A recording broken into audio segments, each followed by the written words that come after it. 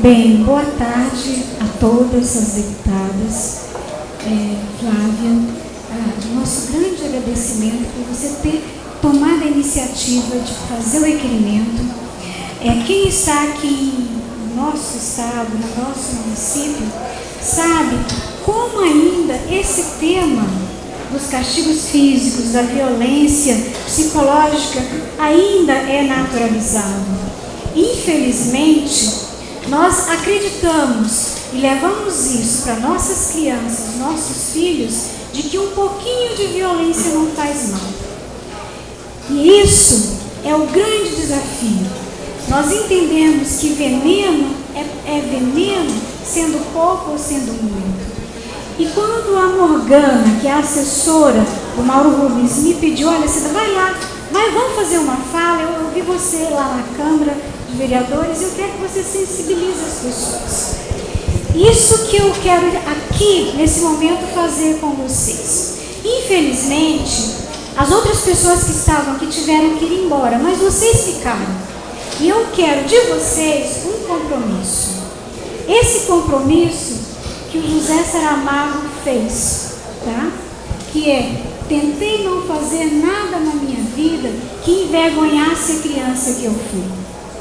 E eu pensar, por onde que eu vou fazer a minha fala? Porque normalmente eu vou dizer das dificuldades psicológicas, as consequências que essa prática de bater para educar trazem ao longo da vida inteira.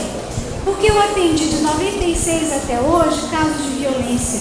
Eu sei do impacto, além do evidente, que, por exemplo, a delegada vê as marcas físicas, eu vejo como isso afeta a estrutura mental da pessoa.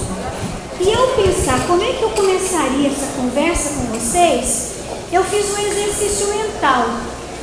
O encontro que nós temos com o ser humano nessa relação terapêutica, ela é muito forte e muito intensa. E nesse encontro, a gente acaba sofrendo uma espécie de contágio. Uma parte de mim vai para ela e uma parte de mim, e uma parte dela vem para mim. E essas partes que ficaram em mim, dessas crianças que foram violadas, dessas mulheres e desses adolescentes, fizeram um diálogo comigo. Eu perguntei para eles, o que vocês querem que eu fale para as deputadas, Flávia, para a Tereza, para a Érica e para a Lília, que são pessoas fortes, poderosas, que possam evitar o que vocês viveram. Elas me fizeram um pedido simbólico, tá? Um pedido e me deram um conselho. O pedido foi esse aqui. Não relegue ao esquecimento o nosso sofrimento, que ele não se perca no tempo como lágrimas na chuva. Porque as pessoas se preocupam muito com as marcas ou com as consequências. Elas querem falar que naquela hora elas sofreram. Independente se foi pouco ou se foi muito, elas sofreram. Sofreram como a menina coada entre a parede e os socos da mãe, pediu pela morte, Deus me leva daqui. Sofreu a humilhação como o menino que a mãe não queria que saísse de casa, obrigado a usar cueca, a usar calcinha para não sair. O sofrimento em si já é forte, já é suficiente para nós não usarmos castigos físicos e humilhantes em criança. E principalmente entendermos que a ética e a moral só se ensina através do exemplo. Se nós falamos em fazer o bem e usamos o mal para educar, já se estabeleceu uma grande incoerência. E eles me deram um conselho, tá? Que eu pudesse fazer um diálogo com cada um de vocês e que tivesse a energia e a força da água. Porque nós adultos, para esconder as nossas dificuldades, os nossos sofrimentos ou nossas culpas, a gente vai costurando ao longo dos anos uma couraça mental em que vai justificando, não, eu fiz aquilo por isso, eu fiz aquilo outro por outro. Essa couraça tem que ser minada e lá dentro do ser humano descobrir a parte mais sensível e que com essa parte sensível a gente entenda que um dos principais problemas do castigo físico, tá? É que nós começamos Quando nós aplicamos um castigo físico, é importante a gente entender o seguinte: parar com essa conversa fiada de palmadinha de amor, que a palmadinha é leve. Na verdade, só é castigo físico quando se provoca dor. É o princípio do castigo físico provocar dor, e do castigo humilhante provocar sofrimento mental. Qual que é o princípio desse método? Fazer com que o outro sofra para eu controlar o comportamento do outro. Se eu vejo que ele faz algo que não me agrada, eu inflijo dor nele para que ele evite aquela dor. Isso é castigo físico. Então, sem conversa fiada de que foi só um tapinha. A Adriana mostra nos seus relatórios, na verdade, o que os pais estão fazendo é soco, pontapé, é murro, é humilhação. E nós estamos dando álibi a essa prática. Somos nós é que damos esse álibi para que o pai chegue a tanto. Quando nós fechamos os olhos e dizemos: não, está educando, está correto. Violência, ela tem que ter tolerância zero. Não é nem 1, nem 10, é 0, tá? Então, eu gostaria de falar um pouco, aqui eu tinha trazido um vídeo, vou só passar um pedacinho, só para vocês, porque eles me pediram isso. Mostra a dor de ser uma criança que apanha. Esse vídeo foi postado no YouTube.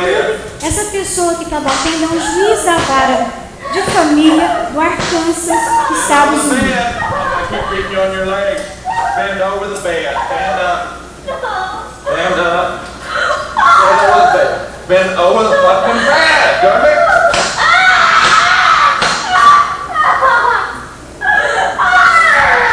Ela grita stop várias vezes. E ele fala: para de gritar, senão eu bato na sua boca, na sua cara. Bend over like I said, baby. Get up. Bend over the fucking bed. Essa cena dura 7 minutos e 36 segundos. Por esse tempo, essa menina ficou acuada, apanhando do pai e apanhando da mãe. E eu quero trazer um outro grande pensador brasileiro que diz o seguinte: o oposto do amor não é o ódio, é a indiferença.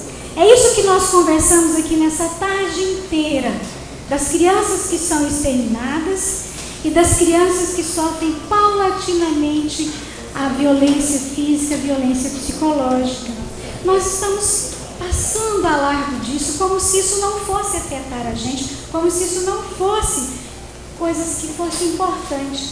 E eu vou dizer, para um pai fazer isso, para uma mãe fazer isso, algo nele precisou morrer. Algo nele precisou ser embotado. E é disso que eu quero centralizar a minha fala, porque é esse mesmo embotamento, essa frieza, que vai levar uma pessoa a descer de uma moto com um capacete na cabeça e matar uma pessoa totalmente indefesa, como foi os 2 garotos, né? Então, quando nós usamos esse expediente de bater para educar, de humilhar para educar, ou seja, causar a dor no outro para educar, nós precisamos passar por um processo mental que é um esfriamento da empatia. Empatia é o quê? É a nossa capacidade de nos colocar no lugar do outro. Se eu me coloco no lugar do outro e eu dou um tapa, eu vou me sentir mal, eu vou me sentir com culpa, como muitos pais relatam. Mas para mim fazer isso ao longo do tempo, eu preciso apagar isso em mim, eu preciso embotar, tá? E essa frieza, essa indiferença que é construída dia a dia, batendo nas crianças, humilhando as crianças, as pessoas mais simples, traz uma mentalidade, um tipo de personalidade que é desenvolvida, que a gente chama da personalidade arbitrária, autoritária. Essa personalidade que não consegue ver no outro a sua importância, a sua significância. Se ele bate e ela chora, cala a boca, engole o choro. Então, esse tipo de pessoa está sendo formado. Então, para a gente brutalizar alguém, primeiro nós precisamos embrutecer. E vocês imaginam a gravidade disso? se isso acontece como uma cultura geral na nossa sociedade. Ou seja, nós precisamos romper essa lógica, é no começo, é nos primeiros anos, que são os anos mais significativos do desenvolvimento humano, e tem gente, inclusive da minha categoria, que ganha dinheiro vendendo manual de como bater em criança. Você já viu o manual de como de psicólogo, por exemplo, humilhar? Você deve, para educar, humilhar isso e isso. Ou então, vamos fazer práticas sexuais para iniciar essa pessoa? Não. Mas para violência física tem. Para vocês entenderem como esse fenômeno é naturalizado, como ele está dentro da gente. Então, se nós queremos uma sociedade menos violenta, sem isso que nós vimos, nós temos que voltar a nossa atenção para o nosso ato. O que eu estou fazendo para que essa sociedade seja mais violenta ou mais pacífica? Existe um provérbio que diz que nós nos preocupamos muito em deixar um mundo melhor para os nossos filhos. Mas eu pergunto, o que nós estamos fazendo para que deixemos filhos melhores para o mundo? Qual é a nossa parcela de responsabilidade nessa história? Nessas tragédias que nós acompanhamos na delegacia, que eu e tantos profissionais da saúde atendem nos CAPs, nas emergências. Então é hora agora de nós chamarmos para nós a responsabilidade. Eu sou mãe, o que eu faço para que meu filho cresça? Não para ser controlado dentro de uma lógica de moral externa, ou seja, ele só aprende a fazer o que é certo quando tem um punidor ali para causar o mal. Mas criar crianças e adolescentes para entender o que é certo e quais as responsabilidades do seu ato no outro. É isso que nós precisamos enfrentar agora.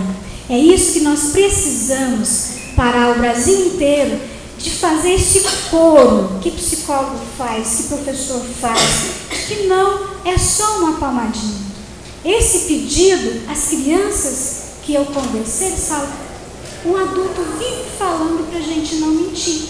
Por que eles mentem na hora que fala que está dando uma palmadinha? Palmadinha nada, é tapa, é chute. Então vamos parar de mentir, vamos parar de agredir nossas crianças. E se a gente quer seres melhores, nós temos que nos melhorar como pessoas.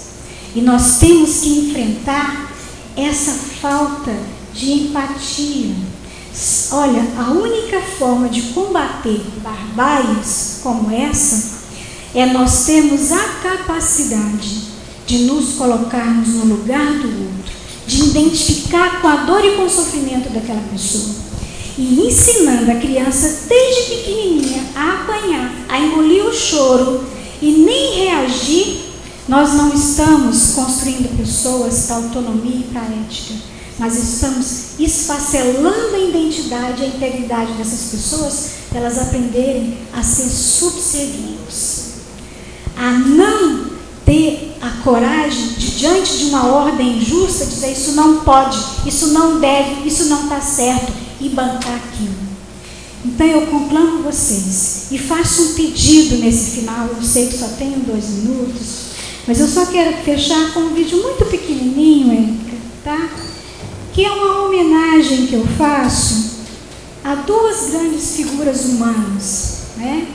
Primeiro, é o nosso bravo almirante João Cândido, que há 101 anos atrás foi o líder da revolta das chibatas, que conseguiu reverter uma tradição dentro da Marinha Brasileira, que era os marinheiros subalternos, o comandante, se ele cometia algum erro, tinha a obrigação e o dever de chibatar ele, de bater nele.